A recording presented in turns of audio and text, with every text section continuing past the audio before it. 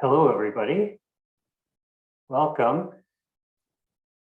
I've got a number of things to cover before Rachel gets started. And so let me kind of jump in and first welcome all of you. Thanks for coming. And it's a great turnout. And of course, we're all really looking forward to Rachel's talk today.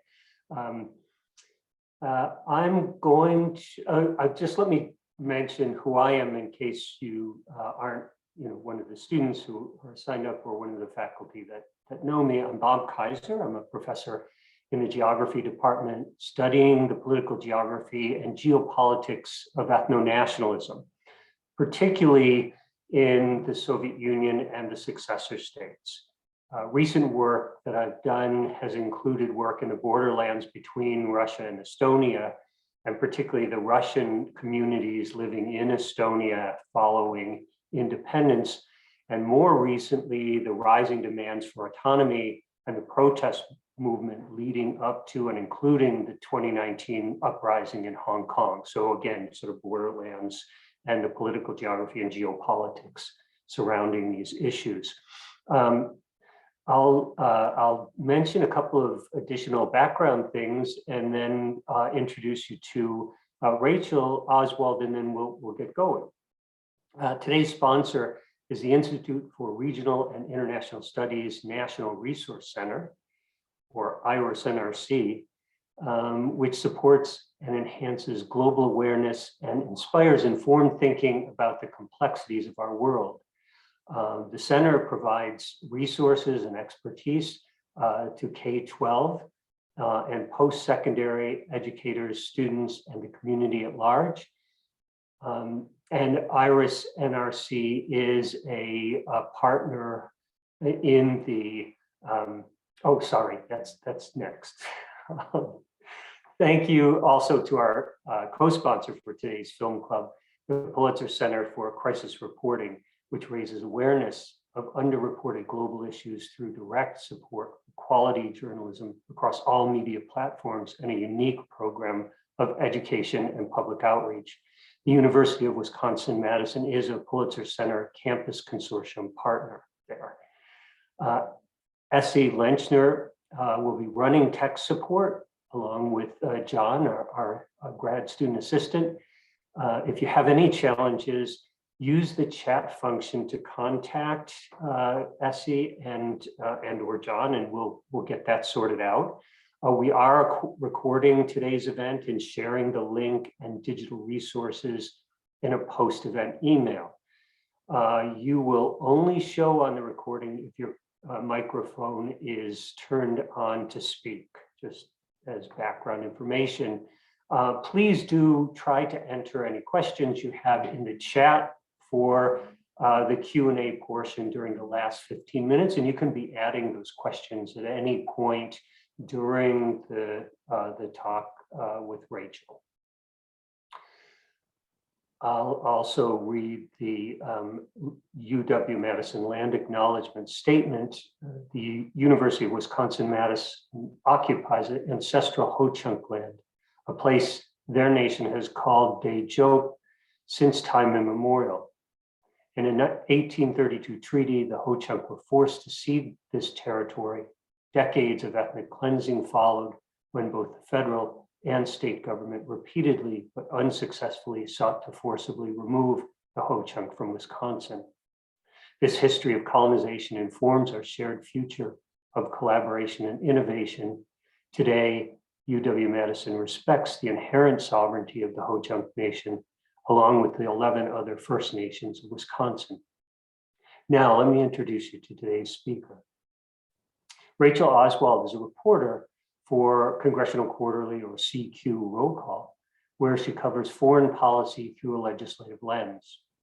She covers congressional oversight of the State Department, national security law, the foreign aid budget, nuclear treaties and proliferation, national human rights concerns, and humanitarian crises. Rachel has reported from South Korea, Japan, Austria, Russia, Kazakhstan, and the Dominican Republic. She previously covered nuclear weapons issues for National Journal and is a past fellow of the Pulitzer Center on Crisis Reporting, the International Reporting Project, the Japan Foreign Press Center, and the National Endowment for Democracy. Rachel is the chairwoman of the National Press Club's Press Freedom Committee and is a graduate of George Washington University, where she majored in Middle Eastern Studies. So please join me in welcoming Rachel. And Rachel, I'm going to turn this now over to you.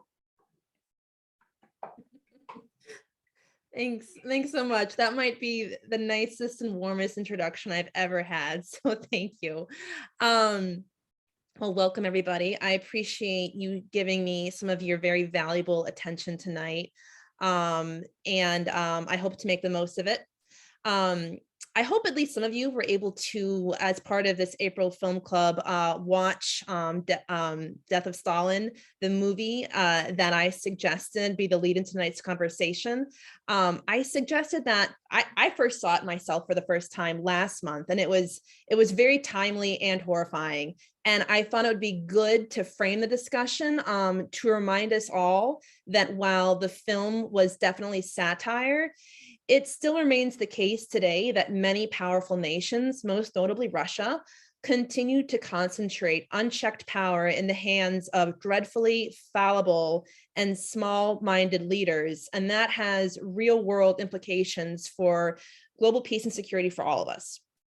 So with that said, can we bring up the presentation? Great. So tonight's topic is Russia-Ukraine, Perspectives from the East, West, and Global South. In thinking about how to frame tonight's lecture, I thought that it would be beneficial to you all to spend a lot of time on how non-Western countries are thinking about this war. And when I say non-Western countries, for the purposes of tonight, I'm referring to countries that are not inside NATO, not in the European Union, not the US or Canada or the other wealthy democracies in Asia that have joined in the sanctions push against Russia. We all here in the West have, I believe, been mostly consuming news coverage from Western news outlets, which have mostly focused on the Western responses to Russia's invasion of Ukraine. And while that makes sense, I do think it leaves out really important context about how developing countries in the Western Hemisphere, in Africa, in places like Southeast Asia, how they are viewing the conflict. Because it's not just how the West views the conflict that will ultimately, kind of, when all the dust is settled, determine what the lessons learned for this unprovoked war of aggression will be for other would-be aggressors. And we know, unfortunately, that there are other would-be aggressors who are watching what is happening now with laser eyes, and they are looking to see how harshly Vladimir Putin pays for his war of aggression against Ukraine. So can we go to the next slide? Great. So what's at stake? Nothing short of the post-World War II norm that wars of conquest, wars for territorial expansion are verboten. I included this quote from a new foreign affairs article because I like how it encapsulates kind of just really how common it was before World War II for there to be wars of aggression, wars of territorial expansion. In fact, that was the norm for human history.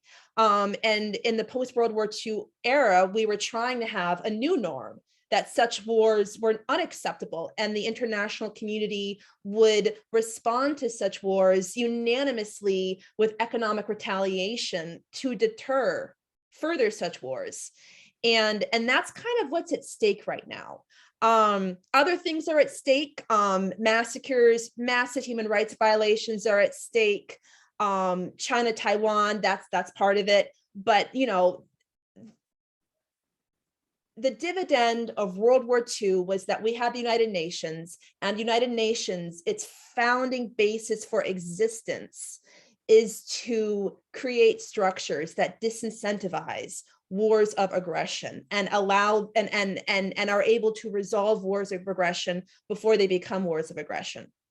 I would like to also, at this point, distinguish between threats to sovereignty and territorial integrity, because I think, particularly in the news coverage of what's happening in Russia, Ukraine, sovereignty and territorial integrity get kind of, thrown around in the same sentence. And while they are aligned, sovereignty is part of territorial integrity. They're not always treated the same by the international community. Since World War II, there have been repeated assaults against countries' sovereignty. Sovereignty basically means the right of any country to decide its own form of leadership and how it conducts its foreign and economic policies and its defense policies and its alliances. We have seen in this century, including multiple times by our government, the United States, we have seen attacks on other countries' sovereignty when we have attacked other countries in an effort to expel, topple their governments with a government more to our liking, frankly. That was the case when we invaded Iraq and Afghanistan.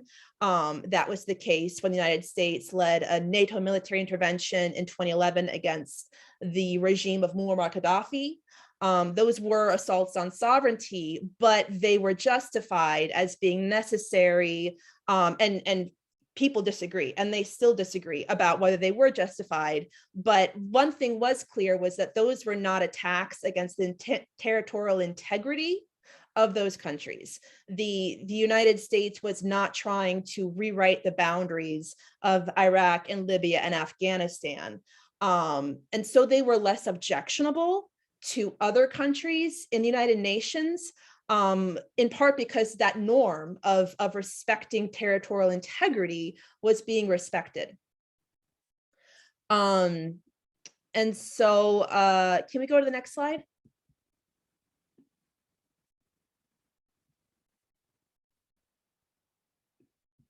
All right, other long-term questions. How right now China is providing tacit moral support for Russia's invasion of Ukraine. It's not giving Russia the weapons that Russia wants, and it's not doing much to undermine the Western imposed. I mean, it's doing some things, but it's not flagrantly trying to undermine the sanctions imposed by the West. It's trying to avoid direct economic consequences to its own economy, but it is providing important diplomatic cover for Russia at the United Nations, and even more critically through its own very powerful disinformation propaganda apparatus, which is just echoing Russian disinformation around the world at every end, and that is having real world impacts. But so the way Russia is supporting the way China is supporting Russia's war of aggression out of one side of its mouth, while still holding to what has been its long-standing kind of reverence for the principles of sovereignty and territorial integrity, is a real inherent contradiction, and I will say a complete hypocrisy. And this is important because one of China's go-to criticisms of the United States, when the United States criticizes China's human rights records, is, well, what about what you did? What aboutism? China and Russia really work to do all they can to highlight inconsistencies on the part of the United States and its allies in their foreign policies, while maintaining that, China, for all of its, imperfect human rights practices, is still a reliable, consistent country. And this is a glaring inconsistency that is being done very publicly. And while the West sees it and is not happy about it, I do think it's important how other countries, particularly former colonies, view China giving succor to Russia. Russia is acting as an imperial aggressor right now. How do former colonies feel about China, which also has lots of anti-imperialist criticisms for the United States? How do they feel about China, also defending the imperial actions of Russia? Another key question. At some point, there is likely to be a peace settlement between Russia and Ukraine, and I'm not going to speculate about, what might be in that. But what I do think will be critical is how the international community, and not just the wealthy democracies of the West, how do they respond to President Vladimir Putin's expected efforts to rehabilitate himself? I mean, nobody expects Russia to come back to the G7. Nobody expects Russia to be welcomed in European capitals anytime soon. Probably never, honestly. I don't know, but probably not. But what about other multilateral forums? Will Putin be allowed to attend the G20 in November, where Indonesia is hosting it and has not disinvited Putin, as has been urged by the West? Will the major emerging economies of South Africa, China, India, and Brazil, the so-called BRICS, will they welcome Putin to any of their future summits? And also, will Western businesses that fled Russia out of fear of sanctions and also on moral principle, will they return to Russia? And how quickly? How quickly will Russia be able to rebuild its military, which is being gradually depleted by the war in Ukraine, and is under strict international, not international, Western sanctions right now? How quickly can Russia rebuild its military? I think the takeaways of that will have a lot of bearing on the lessons learned by China's Xi Jinping and other fledgling autocrats. It will be whether they decide that the price that Russia paid was too high for them to contemplate similar wars of aggression or flagrant violations of international norms.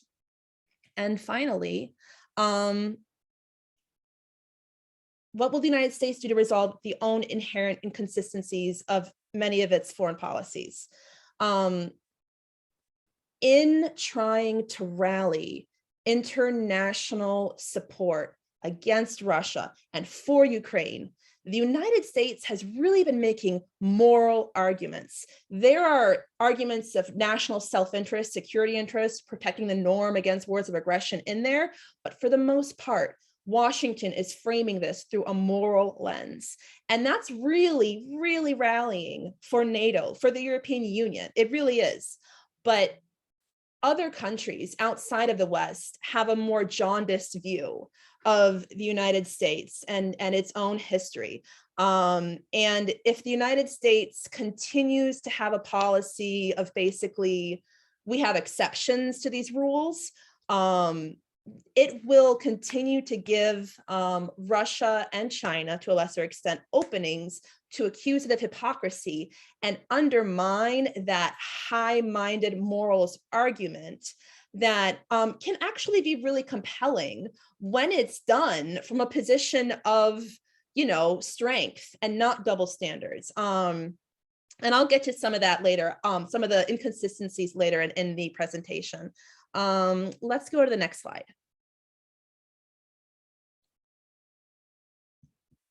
Okay, so how are non-Western states viewing the war? Let me go back up.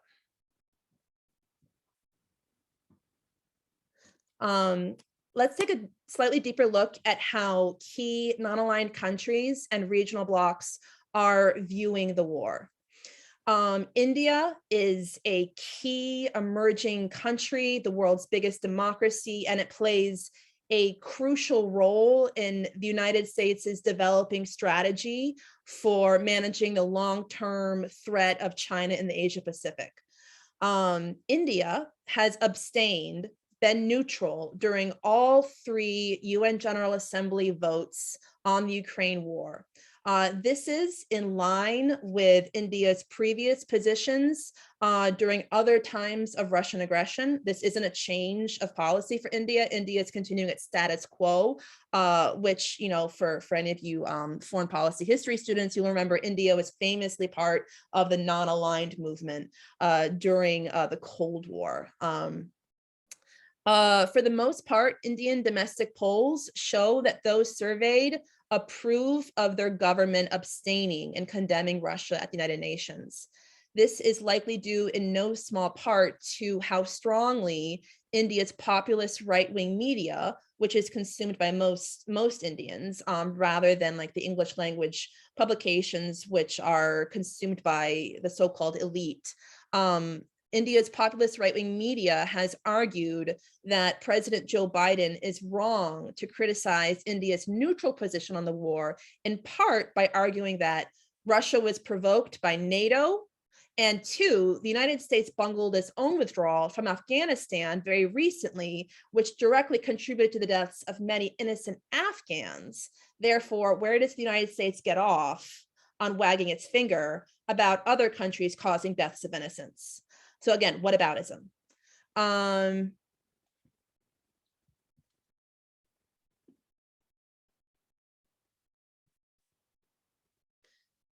Oh, also conspiracy theories. Conspiracy theories are promulgated by Russia that are picked up by social media in India and by those right-wing news outlets that Ukraine has biological weapons laboratories funded by the United States, and that the massacre in Bucha is a hoax, and that there are neo-Nazis with, you know, operating, you know, throughout Ukraine. All of that stuff plays a role in shaping Indian public opinion about what's going on in Russia, Ukraine. Also, most critically, I think, India is heavily reliant on weapons imports from Russia. Russia is considered the more affordable option for India, and you know, India's weapons relationship with Russia spans decades, going back to the Cold War. India has been, because of, in part, the threat of US sanctions imposed as a result of the 2014 Russian annexation of Crimea, India has been trying to reduce its reliance on Russian weapons imports, but that takes time. And India is hoping for waivers from Washington to allow it to continue importing key Russian defense systems.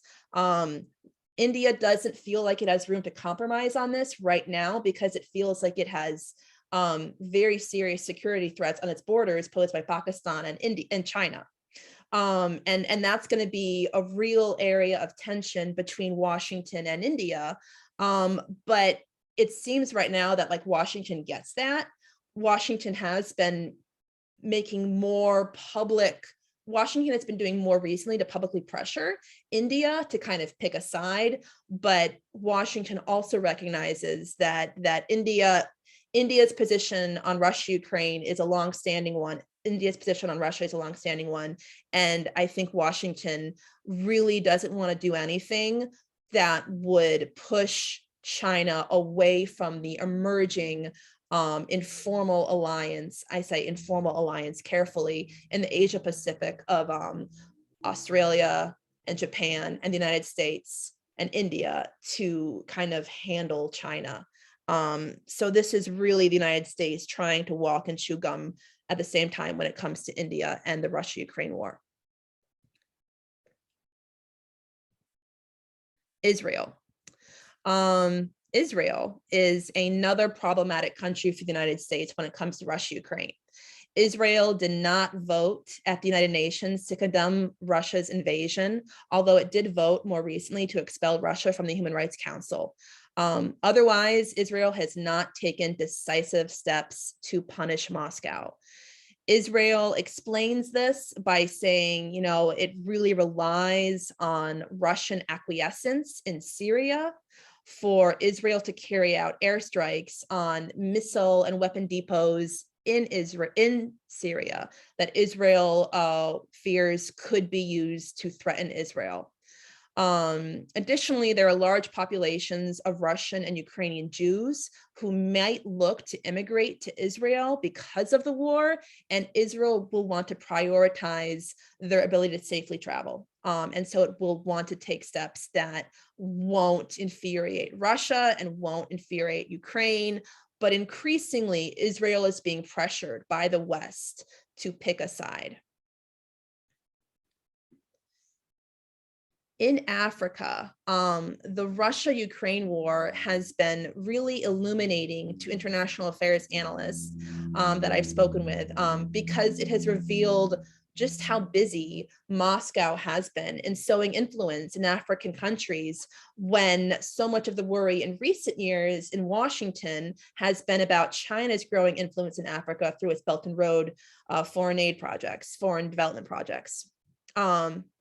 African countries represented roughly half of all of the abstentions at the United Nations on the vote condemning Russia's invasion, while 28 countries voted in March to condemn Russia's invasion. 17 African countries abstained, while no votes were recorded from another 8 African countries. Reasons for that? I would say, during the Cold War, the USSR did provide a lot of explicit support to liberation movements in countries like South Africa and elsewhere. And that is remembered in part because those liberation movements still hold a lot of power and influence explicitly and implicitly in African capitals. And they're not so easily to be pushed into the Western camp, even though Africa by and large is largely Western leaning in its sympathies, in its aspirations. Ambitious young people in Africa aspire to immigrate to the United States and other wealthy democracies. They don't aspire to immigrate to Russia. And I also want to be clear here to distinguish that even though public comments have been made by leaders in Uganda, Kenya, and South Africa that have criticized Western hypocrisy when it comes to Russia and Ukraine, and and maybe given credence to Russia's grievances about NATO, there's a difference between what African leaders are saying, and many African leaders lack legitimate democratic legitimacy, and what the African populace feels. Broadly, there is a lot of sympathy to the plight of Ukrainians, and many Africans are viewing Russia's war on Ukraine through an anti-imperialist, anti-colonialist lens. But the issue is that they don't always have a strong voice in their governments. And at the same time, Russia, we're seeing in Africa the dividends of Russia's long-term policy of exporting weapons and food and fertilizer and energy technology to developing countries. This hadn't been something that had gotten a whole lot of attention from the West in the years that it's been happening. Again, some of it traces to the Cold War, but some of it is much more recent and has explicitly been promoted by Vladimir Putin to expand Russia's influence in the developing world. But because the West, Washington, has been so focused on the perceived influence threat from China's Belt and Road Initiative, the extent of some of these Russian exports in really crucial domestic sectors like food and energy has been overlooked. How, again, and this also relates back to what I said before, is if these countries want to maintain and resume their imports of Russian energy and food and weapons, that will play a role in how quickly Russia is rehabilitated or not after any eventual peace settlement.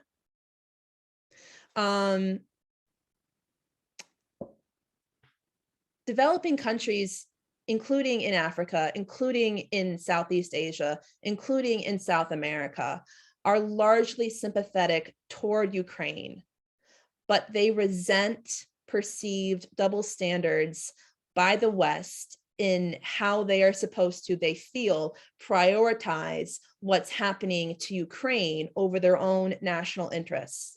You know, again, we're still in the middle of a COVID-19 pandemic.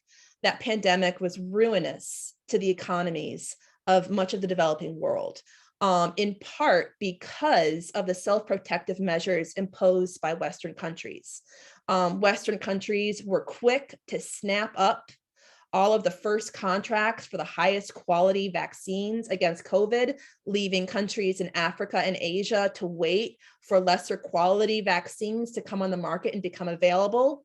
Western countries also imposed, for public health reasons, strict travel bans that meant a lot of foreign workers from the developing world had to leave the country. And so the remittances that those developing workers had previously been sending home shriveled up.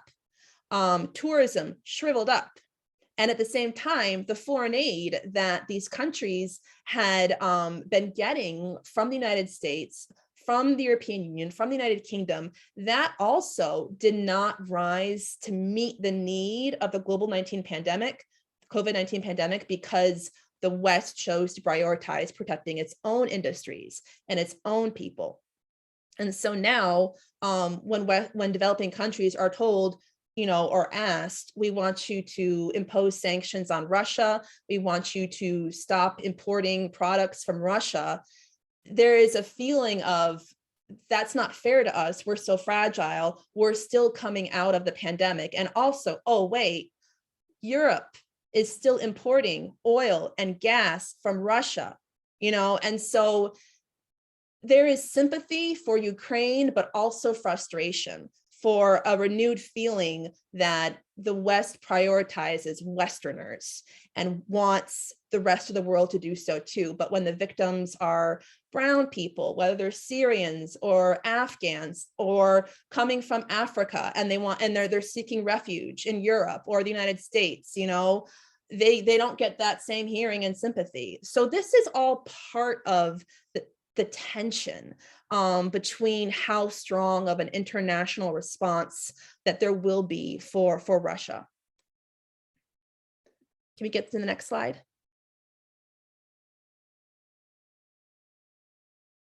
Okay. I liked this cartoon. I don't know, I did. I think it's because I like bears. What does this mean for China and Taiwan? I think here in Washington, where I live and work, everybody's been consumed by this. It's been the topic of a ton of panel discussions. And I get it. Like, it's really interesting. I do agree that if World War III is likely to break out, it's still likely to break out over a potential invasion of Taiwan. Although Russia is really pushing the envelope right now, it definitely is. But I do think it's too soon to tell with any level of confidence what the impacts for Chinese President Xi Jinping's appetite for carrying out an invasion of Taiwan will be based on the fallout from the Russia-Ukraine war. Why do I think that? Because of everything else I previously said. It depends on the final tally, and not just by the West, but by the international community, of how high a cost Russia is made to pay for its invasion. I would say, broadly speaking, the Chinese public, I think there was a survey, the Carter Center recently, like in the last couple of days, did a poll of Chinese internet users, which are not all Chinese, but do represent a majority of Chinese. And it found that 75% of those surveyed believe that supporting Russia's war in Ukraine is in China's national interest. And higher support for Russia was notably associated with higher levels of education. But also notably, 60% of those surveyed think that China should keep its support to Russia confined to moral, rhetorical support, diplomatic cover, and not extend to actually arming Russia the way the United States and its allies are arming Ukraine. Most Chinese see this conflict through an anti-Western and specifically an anti-American lens. Xi Jinping, while there was some reporting initially that China was very taken aback by Russia's invasion of Ukraine, China has now come back round and is giving full-throated support via its state propaganda machines to Russian disinformation. Facebook, Twitter, other Western social media outlets have throttled Russian propaganda accounts' ability to disseminate their claims via social media. And what China has done is it's basically taken, word for word, translated them, these Russian disinformation stories about Ukrainian neo-Nazis and biological weapons laboratories, and it's also now repeating them. And oh yeah, it has many more times by an order of magnitude the reach via Facebook that Russia's propaganda outlets had before they were throttled.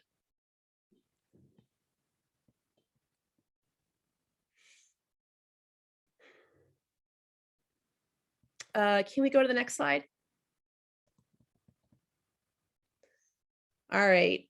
What does this all mean for international organizations and the need for UN reform? I like that I included this quote here from a recent op-ed written by the Brookings Kamal Dervis and Columbia University's Jose Antonio Ocampo, because it just puts it out there. What is the purpose of the United Nations? Why was it formed? What is it meant to do? And in short, Russia's invasion of Ukraine has shown that the Security Council is illegitimate and ineffective in fulfilling its main reason for existing. It's really hard to figure out how to fix that, because you would need to have a whole new UN charter, and I don't know that that's achievable. Nonetheless, there have been a flowering, I would say, of proposals since the invasion for ways to try to reform the Security Council and put more checks in places for the what are called the P5, the 5 permanent members of the Security Council. And those countries are the United States, the United Kingdom, France, China, and Russia. The interesting thing about some of these reform proposals is that in any other time and place, the United States would have vehemently argued against them. And so likely would have its geopolitical allies on the Council, the United Kingdom and France, and so would China. They would all essentially take away power and room for maneuverability from the P5. And particularly on the American right, that would be seen as an attack on sovereignty, and that's a huge deal here in Washington. Many conservatives right now continue to be inherently distrustful of the United Nations, its reason for existing. They see it as not worth all of the serious amounts of money, billions of dollars over the decades, many billions of dollars over the decades, the United States has invested in the United Nations. But at the same time, Russia, Ukraine has really kind of emblazoned the stakes for everybody. I do think if these reform proposals were to gain traction, it would result in some very serious debates here in Washington.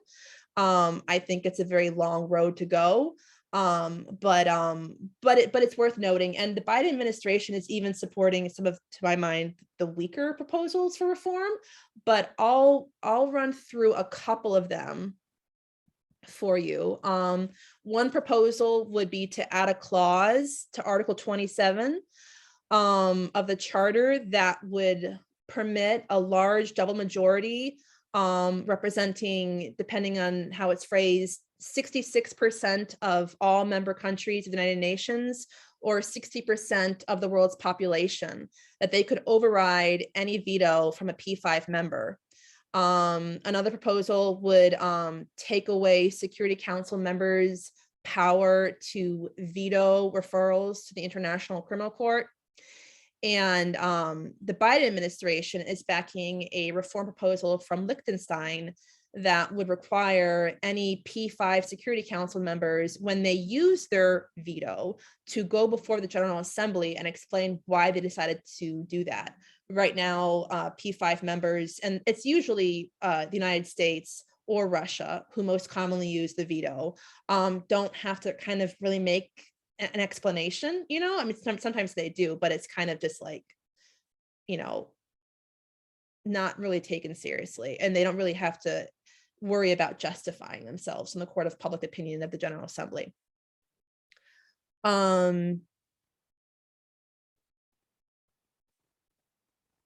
Just a couple words on NATO while I'm in this section. Ironically, unsurprisingly, when you carry out a war of aggression, unsurprisingly, when you carry out an attack on your neighbors, those neighbors' fears that you might attack them are strengthened. So Russia's fears of NATO expansion are becoming a reality now, as Finland and Sweden are taking steps to begin the process for applying for formal alliance membership. And that actually has a lot more teeth, I think, than whether Georgia or Moldova or Ukraine were to join the alliance, because even as Ukraine has been incredibly impressive with its ability to fend off Russia's invasion, it's really Finland that would be the real catch for the alliance, because of how powerful and capable Finland's military is. And they also share a long border with Russia. In the United States, even as support for NATO remains overwhelmingly strong and bipartisan, repeated attacks by former President Donald Trump and his supporters on NATO as a system of freeloaders are taking a toll in the Congress. And it's not clear what that would mean should Donald Trump be reelected to the presidency, or a Trump-like successor succeed Joe Biden. Notably, during a recent vote in the House a couple weeks ago, roughly 1/3 of the House Republican caucus voted to oppose a symbolic, non-binding resolution supporting NATO. While that's just 1/3 of House Republicans, it is also 3 times higher, roughly, than the Republicans who voted to oppose a similar pro-NATO measure when the House voted on it in 2019. So the takeaway is that even as support remains overwhelmingly strong, under the surface, on the far right, criticism is building to NATO. And that, I don't know what that adds up to. I don't, but it is worth bearing in mind. Can we have the next slide? Okay.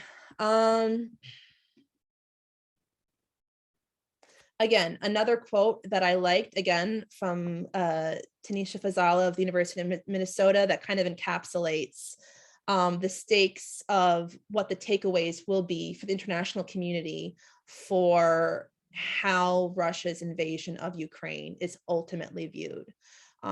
We seem to only have more conflicts percolating, and some of them could be regional conflicts, like Armenia and Azerbaijan's fight. I don't think it got that much attention from the global community when it happened last year, but other territorial disputes, particularly in the Asia Pacific between China and its neighbors, are going to be ones with really serious potential devastating implications if they in fact become hot wars. Other takeaways, you know, as a journalist, I pay a lot of attention to the war of information, to disinformation, to propaganda, to efforts to throttle free and independent reporting, to shape the public information sphere. And that's been very interesting to me in my own professional biases of how I conduct my work. But this has also been kind of validating, because we are seeing, you know, in real time how important the war of information is. Because if populations around the world believe conspiracy theories to be true, that the United States has funded biological weapons laboratories in Ukraine, that there's lots of neo-Nazis running around in Ukraine, which again is led by a Jewish president, then that whataboutism, that hypocrisy, then that really muddles the moral argument for the West and for the international community that wars of aggression are wrong, that we must respect human rights, we must not attack civilians.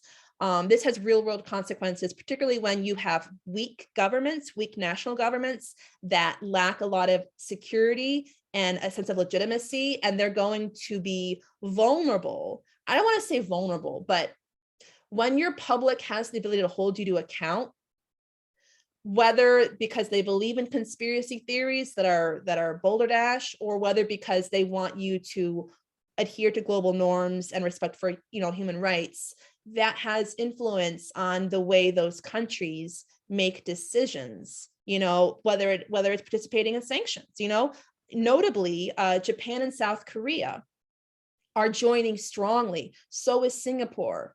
So is Taiwan. They're joining strongly in the Western-led sanctions on Russia, when they didn't do that when Russia annexed the Crimean Peninsula in 2014. That's because there has been an evolution in those countries in the nearly decades since then, since 2014, where they do see more of a threat of China, and they want to send a deterrent signal to China, but they're also evolving toward a more liberal democratic view of upholding of their own role now as developed democracies, and their responsibilities to participate, in the upholding promulgation of liberal democratic values around the world.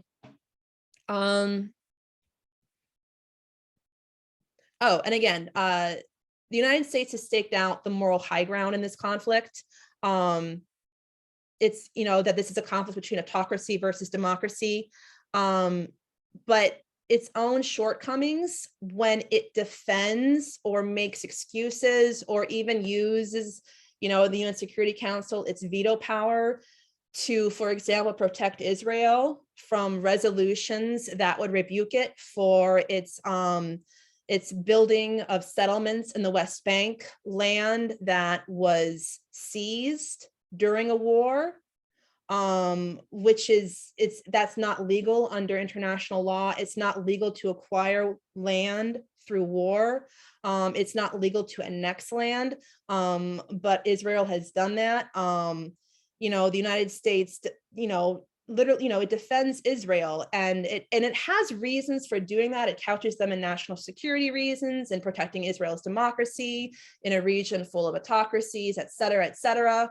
Those have been the historical reasons, but it becomes more difficult now to say Russia's annexation of the Crimean Peninsula and maybe more Ukrainian territories, in the Donbass region is absolutely unacceptable. But we're going to continue to use our veto power to protect Israel at the Security Council for its annexation of East Jerusalem. And furthermore, when Donald Trump in 2020 formally recognized Morocco's annexation of the Western Sahara, which it had annexed decades ago, but it had never been acknowledged. The international community had refused to acknowledge the annexation.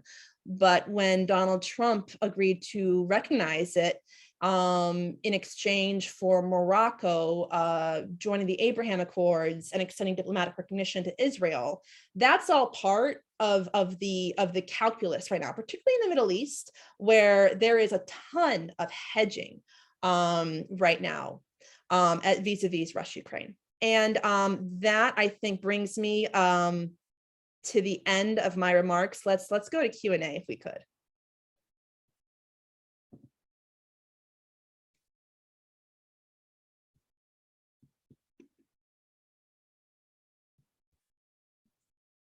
Okay, everyone. I'm not seeing anything in the chat now. Rachel, if anyone would also like to raise their hand through the reactions button on your Zoom, we can get that going. And it looks like we have a question coming in from Jeffrey Barkton. So go ahead, Jeffrey. Yeah, can you hear me? Yep. In the when Russia annexed Crimea, China was against it. But what is China's stance on the Russia's invasion of Ukraine? Are they for it, or are they against it? Russia, I mean, China has kind of had it both ways. They don't call it a war. You know, they don't recognize it as a war. They're calling it a special military operation. What they have urged is that there be a peaceful resolution as quickly as possible, but they are not blaming Russia for the war publicly, officially. They want an end to the fighting, but they're not blaming Russia.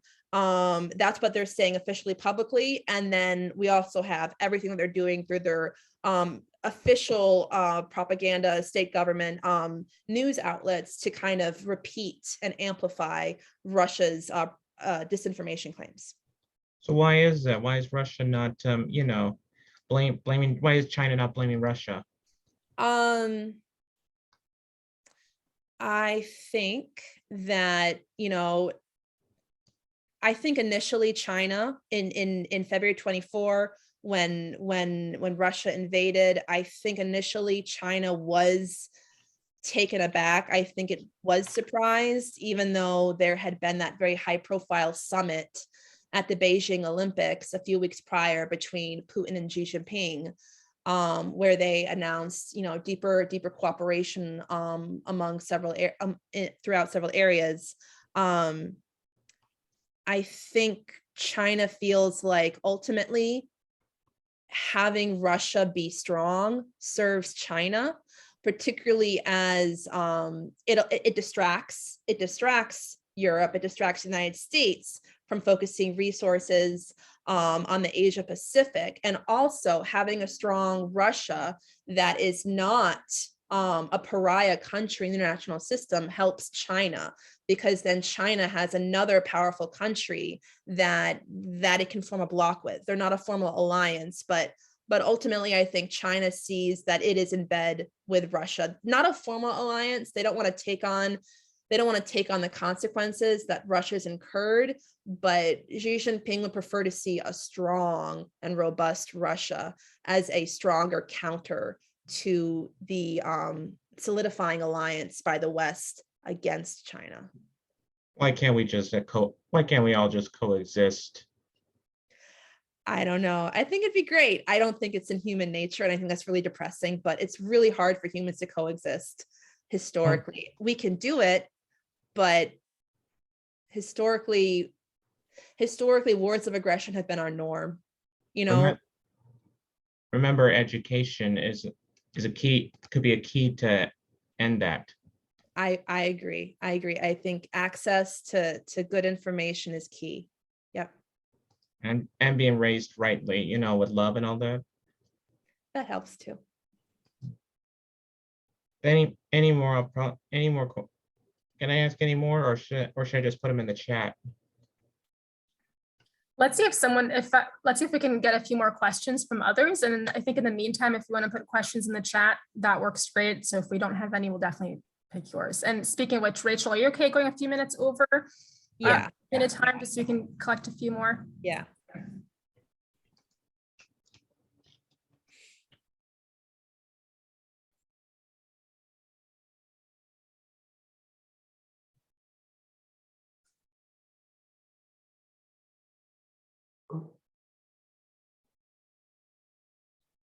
Hi, Jennifer, go ahead. Why don't you go first, and then Eleanor follows. Okay. Hi, Rachel, thank you so much for this talk. It was fascinating. When I saw the announcement, I was really a little bit surprised with the juxtaposition of the film and then your remarks for today. I have to admit, I have not recently rewatched The Death of Stalin. I did watch it when it first came out. I thought it was bawdy and offensive and hilarious. And even if it was not factual, it told so much truth on so many levels. So since you shared that you watched it recently, I was just hoping you could give us your, your hot takes on this film. I was watching it, and I'm not a student of Cold War history. Like I know the basics, I know the basic things that happened during the different Soviet leaders, but I wasn't a student of it. So I'm watching the movie and I'm like, the writers made this up. And then I would go to Wikipedia and, verify it and be like, wait, this really did happen. What the movie did was it compressed the time frame for events that happened after the death of Stalin, from like what took place over weeks and months to basically what happened in 48 hours. But those things did happen for the most part. Yes, they were exaggerated for comedic dramatic effect, but that is how Stalin died. He might have been able to live had the people around him sought medical care, but they were terrified that they'd be accused of harming him, or they were incentivized to have him die because they wanted to take power themselves. So like his cult of terror that allowed him to reign for so long, I think also contributed to his untimely death. And then just the way they had those death lists, and they really were arbitrary. Like it's horrifying how it's just disturbing. And it's disturbing to know that there is still a strong tendency in countries around the world to put so much power in the hands of one person. And morality aside, that person could be a lunatic. They could be unhinged. I think sometimes they are unhinged, and there are not strong mechanisms to hold them to account when they are making decisions against the interests of the state, let alone the people.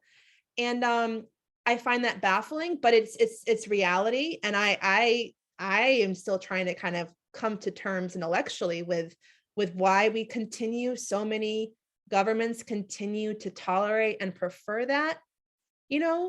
I mean, democracies are really hard work. I get it. They're really hard work. There are a lot of achita and frustration, but they do provide a few checks and balances against unhinged leaders. Now, I'm not going to talk about our own recent experience with, whether we should invoke, Amendment 20 and all that, but no, maybe we should talk about that. Let's not talk about that. So I hope I answered your question. Thanks, Rachel. Eleanor, please. Hi, thank you so much for this. I've misplaced my video camera, so I'm just in the dark right now. But this has been really wonderful and really enlightening. My focus is more on the West and Western thought. And so I'm curious to know if any strategies, you had mentioned that there's a lot of hypocrisy with the West saying, you can't just walk into a country and take it over. How are there strategies that the West has been using to sort of combat that narrative of the whataboutism that have been working in areas where the whataboutism is particularly effective? Yeah, that's a really good question. I can't give you, since I'm not privy to like the diplomatic behind the scenes negotiations between countries who are not in the Western Bloc, but to get them to come along. I can just say the way the Biden administration is framing this is, well, one, that they prefer not to talk about it, but if it gets brought up, they will try to highlight the fact that it's not apples to apples.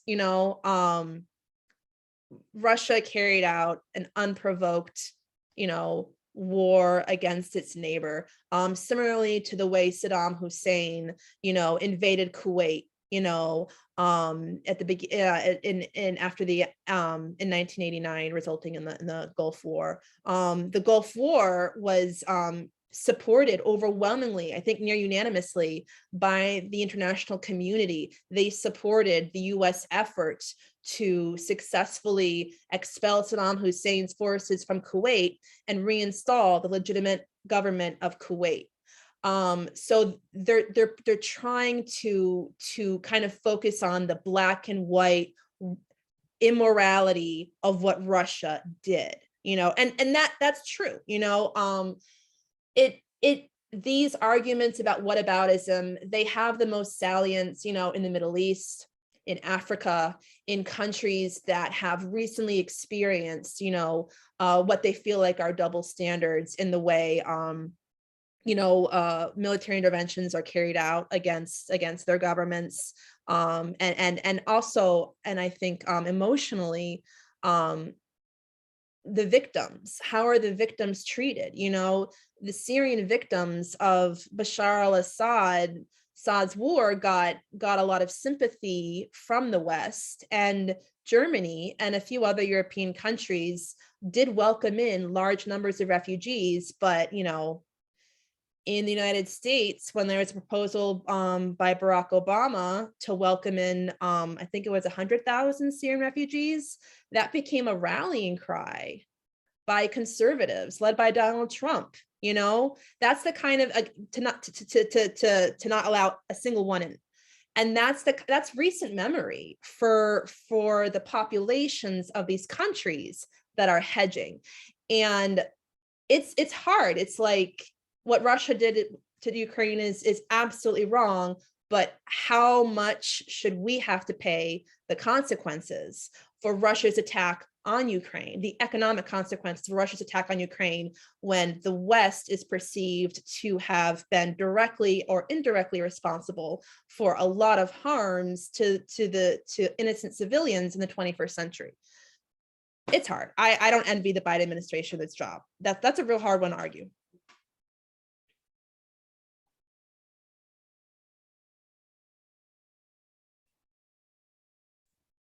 Okay, thanks, Rachel, and thanks for the questions. We've held Rachel over a bit. Rachel, do you want to look at the chat and see if you want to take on either of those additional questions? What will happen to NATO and Ukraine and the conflict with Russia if Trump or a Trump-like successor succeeds Joe Biden as president? And that question comes from Jeffrey Barkdale. Well, so the NATO alliance maintains its credibility a couple of ways, and a U.S. president can impact that credibility in a number of ways. I would say that Donald Trump hurt the credibility of the alliance by speculating whether the United States would honor the Article 5, the reason for being of the alliance, that an unprovoked attack on any member country will be treated as an attack on the entire alliance. And so by throwing doubt about whether the United States, by far and away the most powerful member of the alliance, would honor that bedrock principle of the alliance, made a lot of European countries really worried. And I think it gave some confidence to Vladimir Putin about what he could get away with, though I don't think that he thought he could get away with invading Ukraine on Joe Biden's watch. I do think he wasn't expecting quite as harsh a response. I think he was expecting a response more the way the Obama administration imposed limited sanctions on Russia for its annexation of Crimea in 2014. But the Congress right now is trying to take steps to ensure that no Donald Trump that comes back into president or Trump-like successor could pull the United States out of NATO. Interestingly, this is a little bit of a constitutional quagmire. The Constitution requires the Senate by a 2/3 overwhelming majority to ratify any treaties, but it is silent on what Congress and the Senate's responsibilities are when a US president wants to unilaterally withdraw from treaties. In the past, US withdrawal from treaties had been supported by legislation passed by Congress, but the Constitution doesn't require that. And increasingly in the latter half of the 20th century, and then even more so in the 21st century, we've seen presidents, mostly Republicans, withdraw from treaties that have been approved by the Senate. So in theory, a US president could pull the United States out of NATO. And that is being paid attention to by some lawmakers who who are developing legislation that is waiting a floor vote in the Senate that would require the advice and consent of the Senate. That means Senate approval before any president can withdraw the United States from NATO. Now that still has a ways to go, and there could be constitutional challenges raised to that.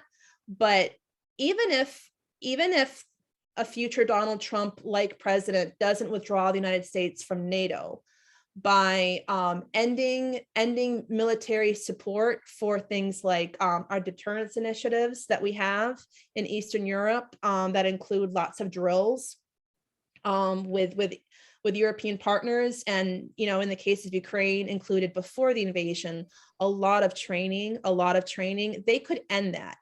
Congress would fight them on it. But as I mentioned before, a growing number of Republicans in the House, but not the Senate, are kind of they're not opposed to NATO, but they don't want to be quite as supportive of NATO, I would say. And that could be enough to bungle any effort to pass legislation that would bind the US government's hands on how it engages with NATO and the robustness of that engagement. That was a very long-winded answer, but I am a congressional reporter. I'm sorry. That stings. Great, and great job, Rachel. I think it's probably time to thank Rachel for a really fascinating talk and really wide-ranging engagement with the consequences and the near future that we're looking at in terms of this conflict. And then to call it a day, everyone. Thank you very much for attending. Can I ask one more real quick? Today's session. Can I ask one more real quick? Thanks, everyone. Can I ask one more real quick before we sign off? Please. Sorry, I think we have to end the event, but you're welcome to email Iris and RC, and I'll see if we can get you an answer. Thanks for coming today. I was just going to ask for the update on the January 6th investigation. I don't cover that. I don't cover that. I don't have an update. That's not a story that I can cover. A small topic like that. Okay. Thank you, Jeffrey, and thank you all for and thanks especially to Rachel.